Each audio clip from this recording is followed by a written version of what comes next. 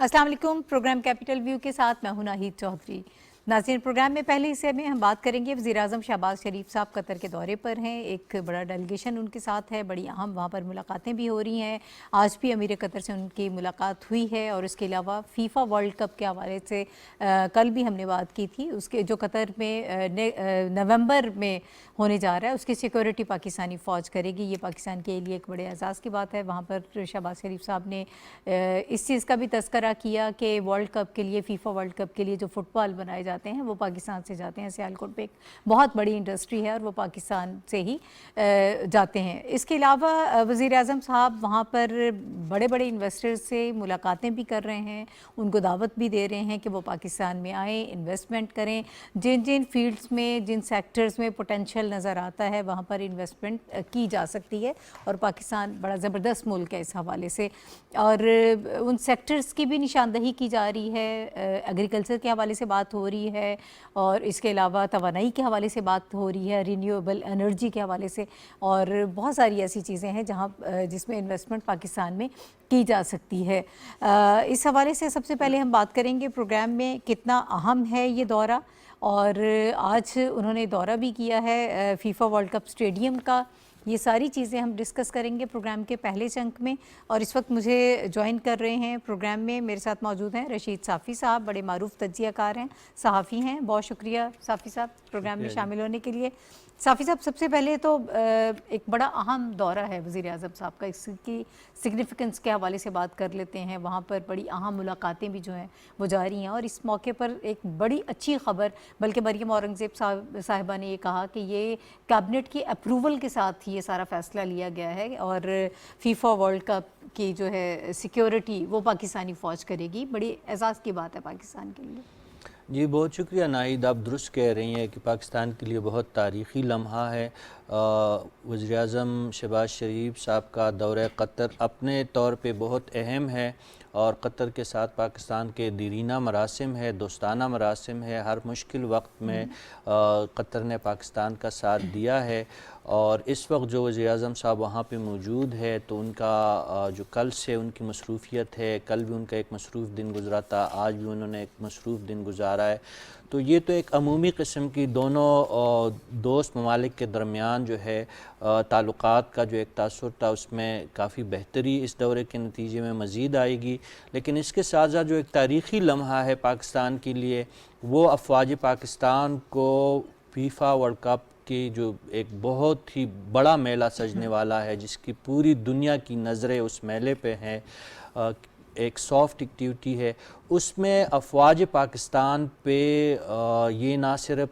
Qatar का एतमाद है बल्कि आलमी बिरादरी का एतमाद है कि इस अहम मौके पर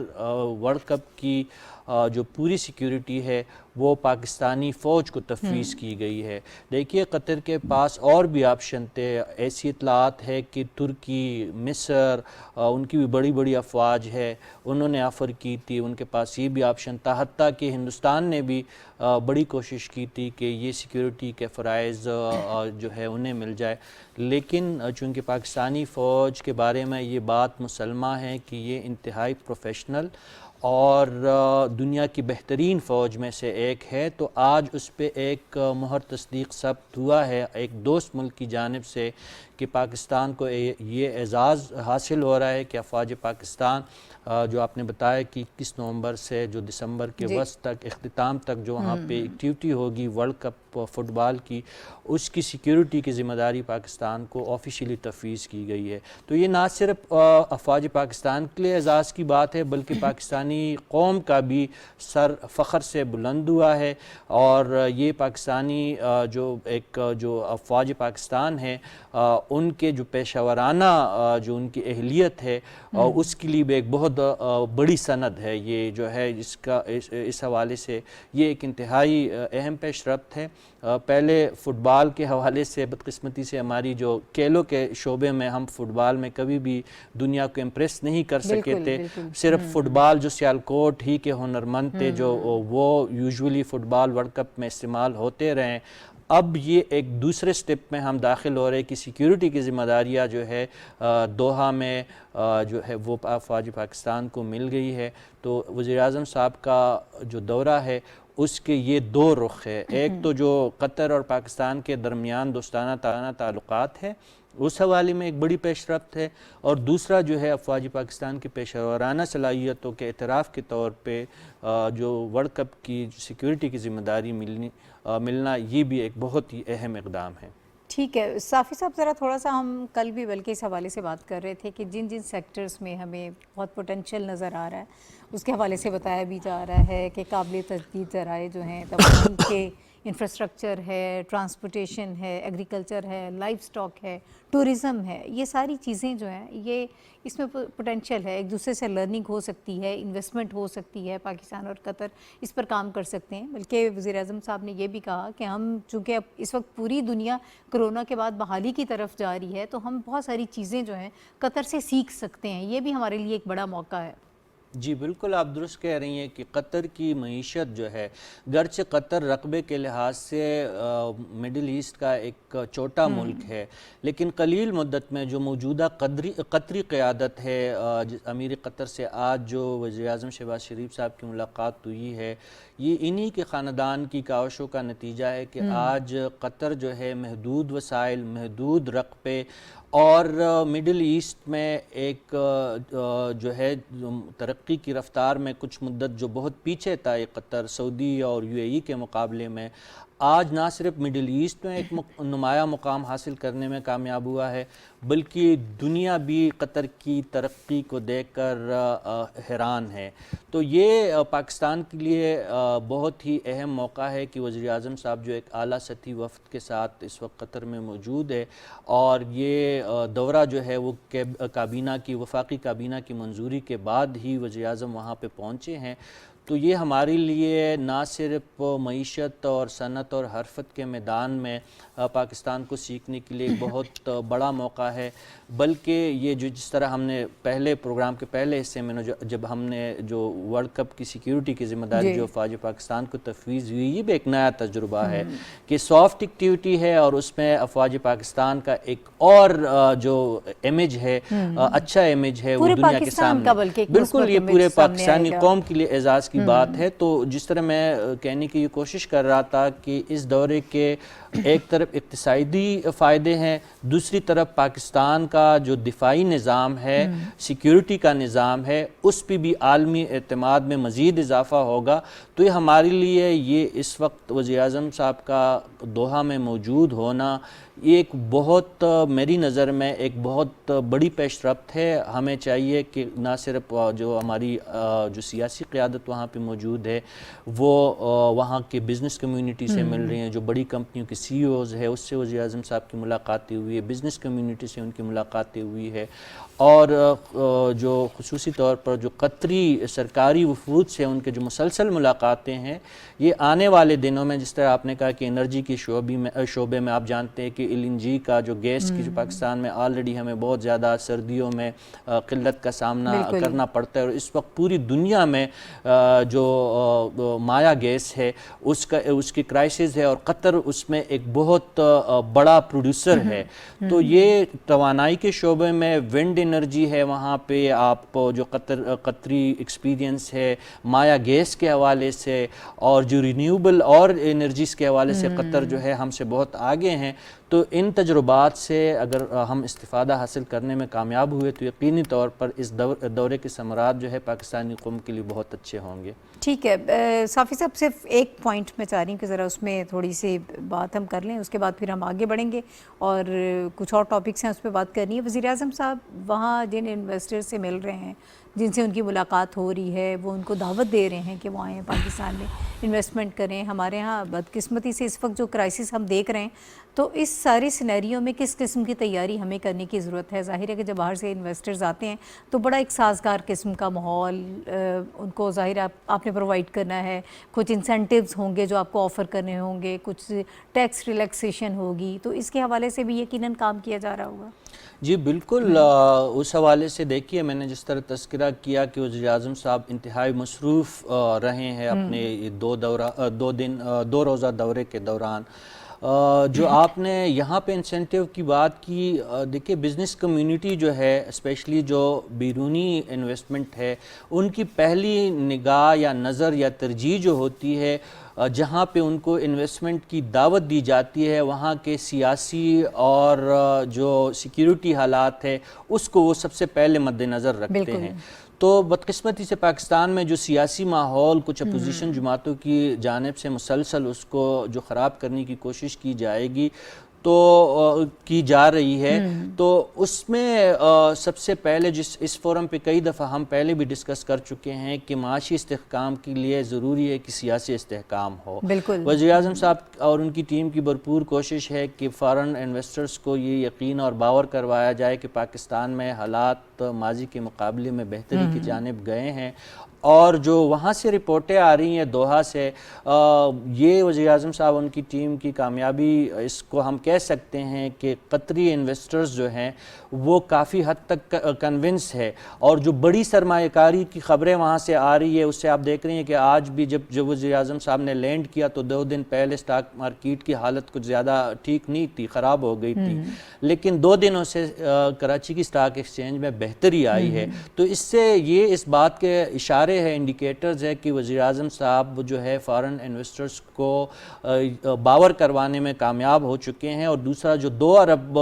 کی باتیں گرچہ اس کی ابھی سرکاری سطح پہ نہ حکومت پاکستان نے تصدیق یا تردید کی ہے، نہ قطر نے تصدیق یا تردید کی ہے، لیکن ایک اچھی خبر تھی پاکستانی معیشت کے لیے، تو اس کے نتیجے میں اسٹاک مارکیٹ میں بہتری آئی ہے، اور اس تسلسل کو قائم رکھنے کے لیے ضروری ہے کہ جو ہماری سیاسی قیادت ہے وہ دانشمندی کا مظاہرہ کرے، اور اگر حالات ہم اپنے معاشی مسائل کو قابو میں رکھیں گے تو پھر آنے والے دنوں میں ان کی سیاست کے لیے بھی مواقع آئیں گے، اور جو ان کی جو اگر کوئی پولیٹیکل ایجنڈا ہے اس کو آگے بڑھانے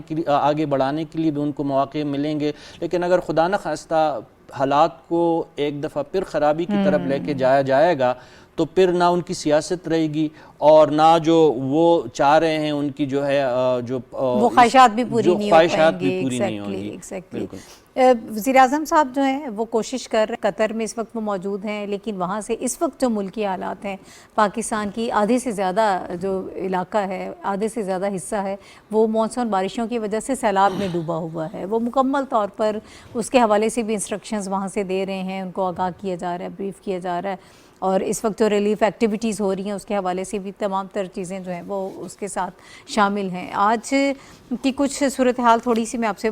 شیئر کر لیتی ہوں۔ آج وزیر اعلیٰ سندھ سید مراد علی شاہ صاحب نے ایک پریس کانفرنس کی ہے، اور بڑے خوفناک قسم کے فیکٹس اینڈ فگر سامنے آئے ہیں جو انہوں نے اعداد و شمار بتائے میڈیا کو۔ انہوں نے یہ بتایا ہے کہ سندھ میں اس وقت جو ہے تقریباً آپ یہ دیکھیں کہ وہ سارا علاقہ جو ہے وہ ایک دریا کا منظر پیش کر رہا ہے، اور اس سے پہلے کبھی اس قسم کی آفت جو ہے وہ سندھ میں نہیں دیکھی گئی ہے، اور 15 لاکھ گھر بتایا ہے کہ مکمل طور پر تباہ ہو چکے ہیں، اور 1 کروڑ سے زائد لوگ جو ہیں وہ بے گھر ہیں۔ یہ بہت بڑا المیہ ہے، انسانی المیہ ہے، بہت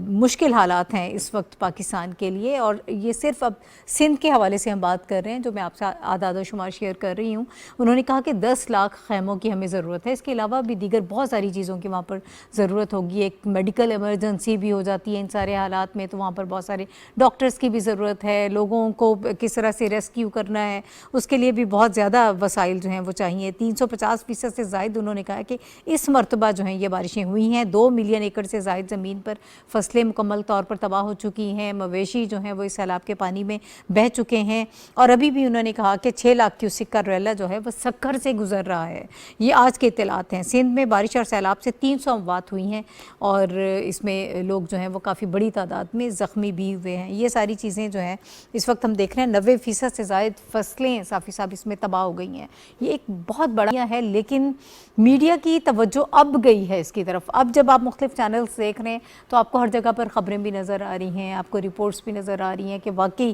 یہ ایک سب سے اہم چیز جو تھی اس کی طرف توجہ دینے کی ضرورت تھی، لیکن ہم سیاست میں الجھے رہے۔ جی بالکل،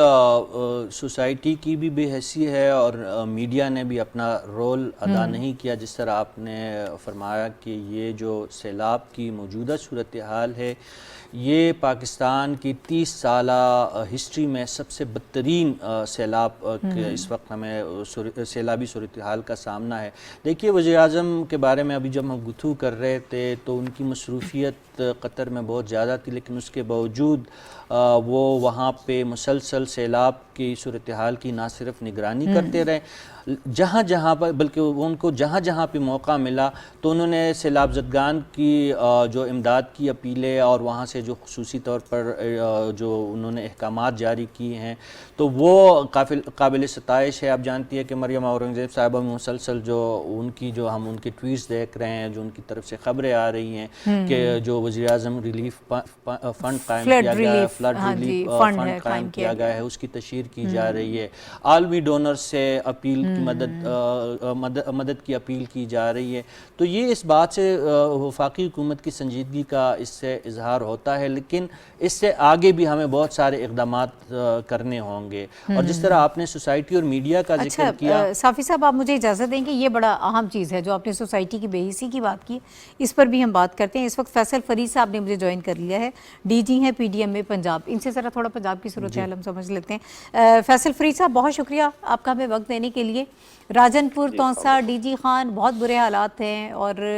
وہاں پر بھی کچھ اسی قسم کے حالات ہیں کہ فصلیں جو ہیں وہ بھی تباہ ہو گئی ہیں، مویشی پانی میں بہہ گئے ہیں۔ اوورآل اس وقت کتنا نقصان ہوا ہے، کتنا ڈیمیج ہوا ہے، اور آپ لوگ کیا اس وقت ریلیف ایکٹیویٹیز کر رہے ہیں؟ جی بہت شکریہ، آپ نے موقع دیا کہ ہم اپنی بات لوگوں تک پہنچا جی فیصل فرید صاحب،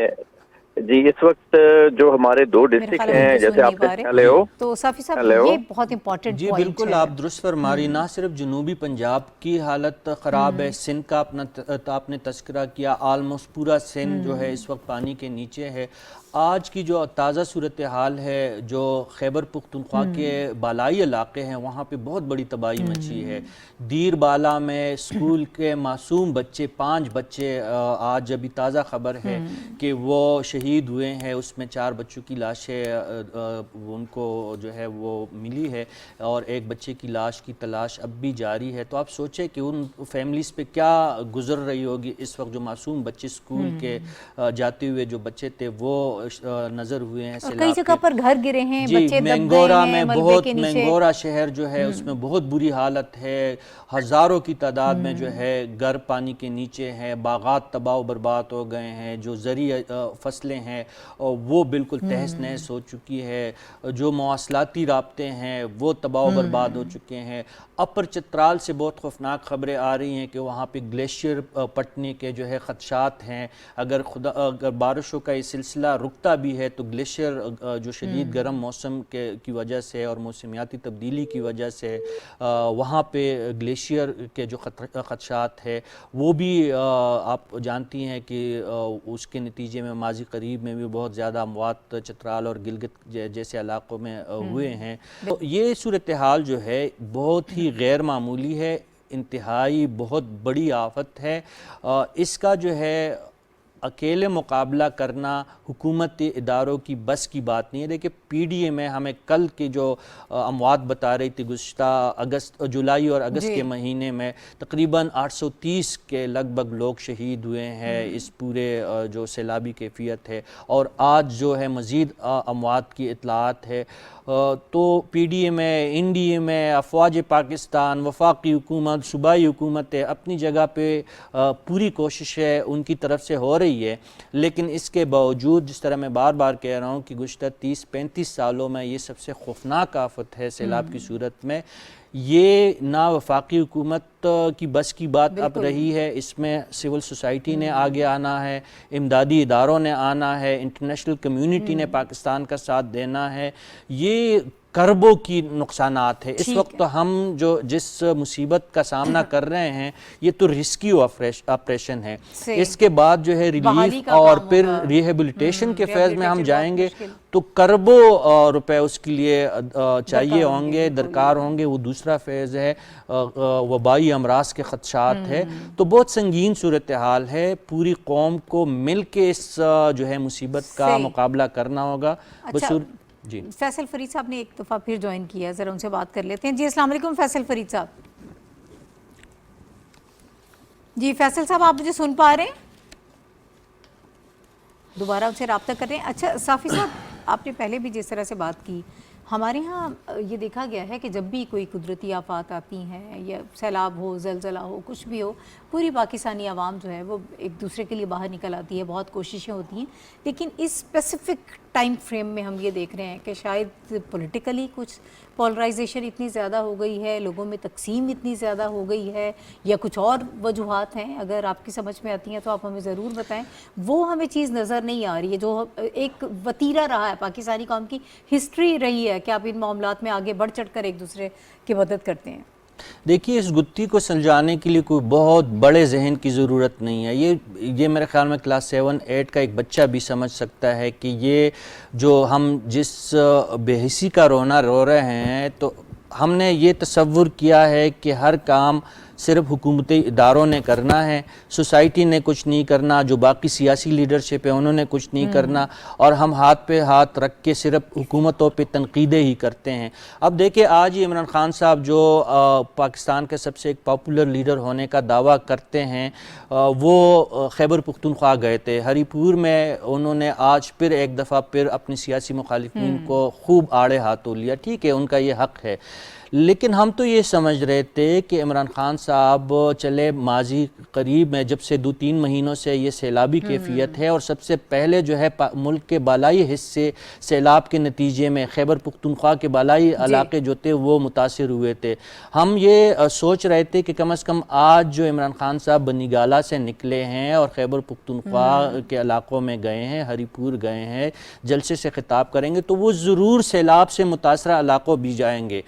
लेकिन वो ना स्वात गए हैं, ना वो डेरा इस्माइल खान गए। देखिए, डेरा इस्माइल खान जो जनूबी अजला है खैबर पख्तूनख्वा के, वहाँ पे भी बहुत बुरी हालत है। जो मैदानी इलाके हैं वो भी सैलाबी पानी के नीचे हैं। तो खान साहब ने जहमत गवारा नहीं की, प्रायोरिटी नहीं है, बिल्कुल प्रायोरिटी नहीं है। जी साफ़ी साहब, अभी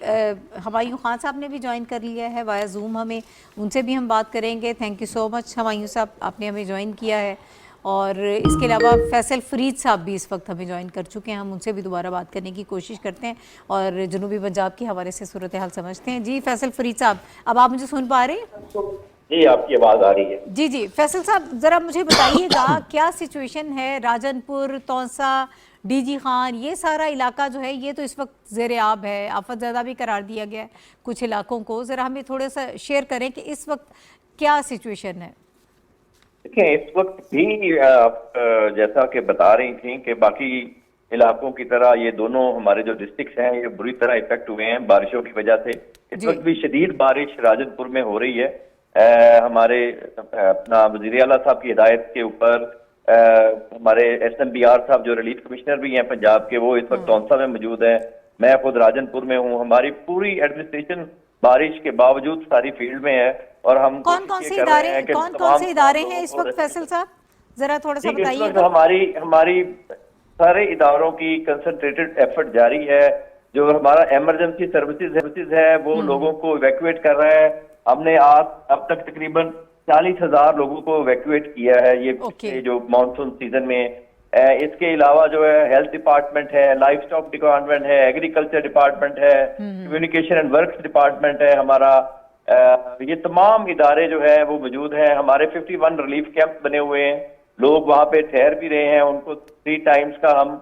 कुक फूड भी दे रहे हैं। फिर उसके अलावा हम उनको राशन जो फूड हैम्पर्स है वो भी तकसीम कर रहे हैं। जहाँ हम नहीं पहुंच के जरिए। फरीद साहब, मेडिकल कैंप्स की भी सूरत हाल जरा हमसे शेयर करें कि वहाँ पर किस तरह से लोगों का इलाज हो रहा है, कितनी वहाँ पर लोग मौजूद हैं, क्योंकि इन हालात में बहुत मुश्किल होता है, वहाँ पे एक्सेस कई जगहों पर नहीं होती है, तो डॉक्टर्स की एक बड़ी तादाद भी चाहिए होगी आपको।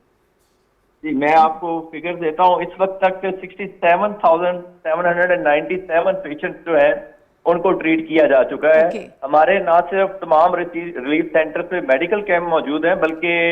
हमारे जो हेल्थ मोबाइल यूनिट्स हैं पंजाब के और इर्द गिर्द के डिस्ट्रिक्ट के, वो भी यहाँ पे CM साहब की हिदायत के मुताबिक सारे यहाँ पे आ चुके हैं। तो यहाँ पे बड़ा मैसिव रिलीफ ऑपरेशन जारी है। लेकिन जैसा कि आपने बताया कि बारिशों ने एक तरफ, आपको पता है डीजी खान के इंडस रिवर है उसमें भी इस वक्त मीडियम फ्लड है, और एक तरफ हमारे हिल टॉरेंट्स हैं। आज भी हमारा एक हिल टॉरेंट जो है वो 2 हिल टॉरेंट है जिन्होंने 1 लाख क्यूसिक क्रॉस किया है। تو بارشیں بہت شدید ہو رہی ہیں یہاں پہ، لیکن ہماری پوری کوشش ہے کہ ہم لوگوں کی جان و مال کی حفاظت کر سکیں، پہلے ان کو ریسکیو کریں، پھر ان کو ریلیف پرووائڈ کریں، پھر اس کے بعد آج سی ایم صاحب نے ایک ریلیف پیکج بھی اناؤنس کیا ہے. تو حکومت جو ہے وہ ساری مشینری جو ہے وہ کام کر رہی ہے. تمام لوگ اس وقت بھی شدید بارش میں بھی کام کر رہے ہیں. ٹھیک ہے فیصل صاحب، آپ ہمارے ساتھ ہی رہیے گا. ہمایوں صاحب کی طرف جاؤں گی. ہمایوں صاحب، ناقابل بیان آفت ہے اس وقت جس قسم کا حالات کا ہم شکار ہیں. آدھے سے زیادہ پاکستان جو ہے وہ پانی میں ڈوبا ہوا ہے. لوگوں کی رہائش و معاش جو ہے وہ شدید طریقے سے متاثر ہوا ہے. آج وزیر اعلیٰ سندھ کی پریس کانفرنس آپ نے بھی سنی ہوگی. جو سارے حالات ہیں اس میں چاہتی ہوں کہ تھوڑا سا ہم سوسائٹی کے حوالے سے بات کر لیں کہ ان کو کس طرح سے آگے نکل کر مدد کرنی چاہیے. وزیر اعظم صاحب نے بھی جو ہے ایک فلڈ ریلیف فنڈ جو ہے وہ قائم کر دیا ہے کہ اس میں ڈونیشنز دیے جا سکتے ہیں تاکہ لوگوں کی کچھ مدد کی جا سکے. دیکھیں، میں تھینک یو پہلے یہ کہنا چاہوں گا، جو رشید صافی صاحب جس طرح کہہ رہے تھے کہ جو پولیٹیکل پارٹیز ہیں ان کو اس وقت یونائٹ ہونا چاہیے تھا معاملات کو حل کرنے کے لیے، کیونکہ یہ اتنی بڑی آفت ہے کہ اس میں ہماری صرف نیشنل ڈیزاسٹر مینجمنٹ اتھارٹیز یا پروونشل گورنمنٹ یا آپ اپنی سول آرم فورسز اور ملٹری کو بھی لے لیں، وہ سارے مل کے نہیں کر سکتے. It's a catastrophe beyond our imagination, اور یہ اتنا بڑا نقصان ہوا ہے ملک کو. تو اس میں جو ہم نے پولیٹیکل پولرائزیشن دیکھی ہے پچھلے چند مہینوں میں، وہ کنٹینیو ہوئی، اور جو پارٹیز پولیٹیکل پارٹیز جن کو اس وقت توجہ دینی چاہیے تھی، پرٹیکولرلی جو اپوزیشن کی ہیں، وہ اپنے جلسے جلوسوں پہ لگی ہوئی اور اس کی طرف توجہ نہیں ہے. یہ بڑا ہی افسوسناک واقعہ ہے، کیونکہ ہماری وہ قوم تھی جو جب ڈیزاسٹر آتا تھا تو وہ اکٹھے ہو جاتے تھے اور مل کے باہر نکلتے تھے اور اپنے بھائیوں بہنوں کو جو گزرتی ہے، جن کے اوپر نقصان ہوتا ہے، ان کی مدد کرتے تھے. وہ ہم نے اس دفعہ دیکھا کہ اس میں ان کی طرف توجہ سیاست کے اوپر زیادہ ہے، لوگوں کی بھی اور پولیٹیکل پارٹیز کی بھی. یہ بہت بڑا ایک المیہ، اور اللہ کرے کہ کسی طرح ہم لوگ یہ سمجھ جائیں اور مل کے اس وقت سیاست چھوڑ دیں اور ایسی کوششیں کریں جس میں جو ہمارے بہن بھائی جن کو نقصان ہوا ہے، فصلوں کو ہوا ہے، جانوروں کو ہوا ہے، گھروں کو ہوا ہے، انفراسٹرکچر کو، اس میں مل کے کوشش کریں کہ وہ ہو. دوسرا اس میں ایک اور عمل یہ ہے کہ ہمارے جو قریبی ہمسایہ ممالک ہیں ان کی طرف سے بھی اب ہم نے دیکھا ہے کہ جو ہے وہ امداد کا وہ شروع ہو چکا ہے. جو چائنیز اسٹیٹ منسٹر، انہوں نے بلاول بھٹو زرداری کو فون کیا اور انہوں نے کنڈولنسز کا اظہار کیا. اس کے علاوہ ایک چائنا پاکستان اکنامک کوریڈور کا سوشل اور لائیولیہڈ کوآپریشن فریم ورک ہے، اس کے اندر جو ہے تقریباً 4000 ٹینٹ، 50,000 بلینکٹس اور 50,000 ٹریمپلین شیٹس جو ہیں وہ آلریڈی ان کو مل چکی تھی گورنمنٹ آف پاکستان کو. اس کے علاوہ ہم نے یہ دیکھا کہ ہمیں کوئی 25,000 کے قریب اور ٹینٹس انہوں نے دیے، ریلیف مٹیریل جو اس وقت پہنچ چکا ہے. چائنا کی ایک ریڈ کریسنٹ سوسائٹی ہے جس نے $3 لاکھ جو ہے ابھی ڈونیٹ کیے ہیں. اس طرح باقی بھی ہمارے ہمسایہ ممالک جو ہیں وہ بھی ہماری کوششیں کر رہے ہیں. انٹرنیشنل کمیونٹی بھی اب میرے خیال ہے آہستہ آہستہ ریئلائزیشن آ رہی ہے کہ اس ڈیزاسٹر کو میٹیگیٹ کرنے کے لیے ملکوں کو مل کے کام کرنا ہے. تو یہ اس انوائرمنٹ میں آپ کو پتہ ہونا چاہیے کہ صرف گورنمنٹ آف پاکستان یا اس کے ادارے اکیلے ان کی ایکسٹریملی گریٹفل ہیں ان کو جتنی ان کی ایفرٹ کریں، لیکن وہ کچھ نہیں کر سکتے جب تک سارے لوگ مل کے کوشش نہیں کریں گے. ٹھیک ہے صافی صاحب، یہی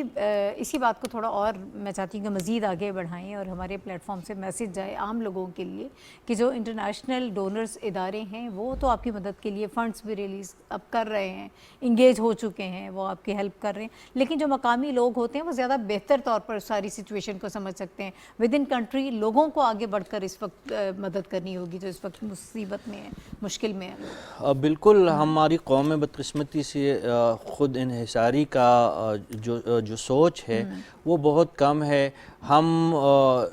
ہر قسم کی جب بھی ہم پہ مشکل آتی ہے تو ہم دوسروں کی طرف دیکھتے ہی رہ جاتے ہیں اور یہ ایکسپیکٹ کرتے ہیں کہ باہر سے کوئی آ کے ہماری مدد کرے. چین نے مدد کی، بہت اچھی بات ہے. چین نے ہمیشہ پاکستان کا ساتھ دیا ہے. ہم قطر کی بات کر رہے تھے، اس سے پہلے سعودی عرب کی بات ہو رہی تھی. تو قطر ابھی ایک تازہ خبر وہاں سے یہ بھی ایک اچھی خبر آ رہی ہے کہ وزیر اعظم صاحب نے جس طرح یہاں سے جاتی ہوئی کہا تھا کہ ہم ایڈ کی بجائے ٹریڈ کو زیادہ اہمیت دیں گے، تو قطر نے $3 ارب کی سرمایہ کاری کا اعلان کیا ہے. تازہ خبر اس میں ہے، یہ بھی ایک بڑی اچھی پیش رفت ہے. لیکن اب آتے ہیں سیلاب پہ. دیکھیں اس سیلاب نے پاکستان کی جو جانی نقصان اس کا تو کوئی ازالہ ہے ہی نہیں. جو اتنے بڑے پیمانے پہ جو ہے جو سرکاری اعداد و شمار ہے وہ 850 کے قریب تک اموات پہنچ چکی ہے. جو ہمارے زرعی ملک ہے ہم، اور چترال سے لے کر کراچی تک جو زرعی رقبہ ہے بلوچستان تہس نہس ہو چکے، 90% جو ہماری زرعی زمینیں ہیں وہ سیلاب کے نتیجے میں تباہ اور برباد ہو چکے ہیں وہ زمینیں۔ اب ہم نے یہ دیکھنا ہے کہ اس وقت میں جس طرح پہلے بھی گزارش کر رہا تھا کہ اس وقت ہم ریسکیو کے فیز میں ہیں، جب ہم ریلیف اور ریہیبلیٹیشن کے فیز میں جائیں گے تو یہ تباہی کا کوانٹم بہت بڑا ہو جائے گا۔ اس میں نہ صرف حکومت کو جو ہے وہ ایکسٹرا ایفرٹ کرنی ہوگی، جس طرح آپ نے کہا کہ پوری سوسائٹی کو مل بانٹ کے یہ دکھ جو ہے بانٹنا ہوگا، وگرنہ اس کے نتیجے میں جو معاشی بدحالی آئے گی وہ بہت خوفناک ہے۔ دیکھیں عالمی ادارے پہلے ہی موسمیاتی تبدیلیوں کے حوالے سے اور چیلنجوں کے حوالے سے پاکستان کو سر فہرست ممالک میں انہوں نے رکھا ہے کہ یہاں پہ جو موسمیاتی تبدیلیوں کے نتیجے میں ماضی قریب میں خدا نخواستہ بڑی تباہیاں ہو سکتی ہے۔ دیکھیں سیلاب کا خدشہ یا ہم نے دیکھ لیا خدشات سے بعد اس خطرے کا ہم سامنا کر رہے ہیں، پہلے تو ہم خدشات ظاہر کر رہے تھے، اب وہ خطرہ ہمارے سامنے موجود ہے۔ اس سے پہلے اور اس کے بعد خشک سالی کا اور قحط سالی کے جو خدشات ہیں وہ بھی پاکستان میں عالمی ادارے اس کے خدشات ظاہر کر رہے ہیں۔ اس کے بعد سطح سمندر کی بلندی جو ہے اس کے نتیجے میں پاکستان میں بہت بڑی جو ہے موسمیاتی تبدیلی آئیں گی۔ اس کے ساتھ ساتھ جو ہے پاکستان کے جو ہمارے میدانی علاقے ہیں یہاں پہ ٹراپیکل سائیکلون کی جو ہے اس کی بھی خدشات ظاہر کر رہے ہیں کہ مستقبل قریب میں خدا نخواستہ یہاں پہ سائیکلونوں کی تباہی بھی پیری گی آ سکتی ہے۔ اس کے ساتھ جو ہے شدید گرمی یا ہیٹ ویو کا جو ہے وہ بھی ہم نے دیکھ لیا ہے کہ کس طرح ہم نے جو لاسٹ سیزن میں شدید گرمی کا سامنا کیا ہے۔ تو 4-5 جو بڑے خدشات موسمیاتی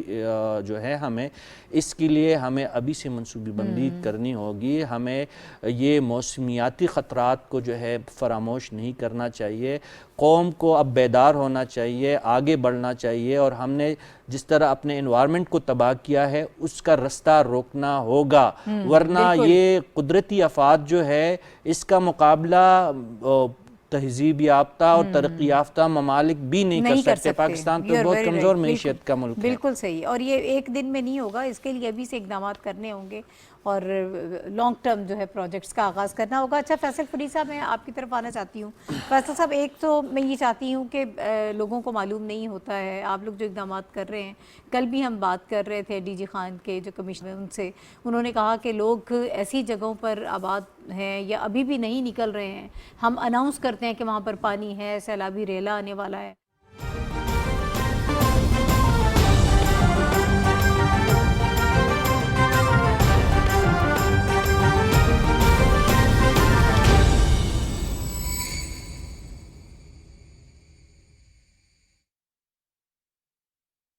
ان کا جو ہے بہت عرصے سے جاری ہے۔ آپ نے یورپین ڈسٹ انفارمیشن لیب کا بھی سنا ہوگا، اور اس میں جس طریقے سے لوگ مردوں کو زندہ کر کے ان کے اکاؤنٹ بنائے گئے اور پاکستان کے خلاف یونائٹڈ نیشن کے افسروں کو اپروچ کر کے ان کے ذہن کو پلیوٹ کرتا تھا، اسی طریقے سے یہ جو مہم ہے اسپیشلی جو بلیسمی کا ہے اور جو مسلمانوں کو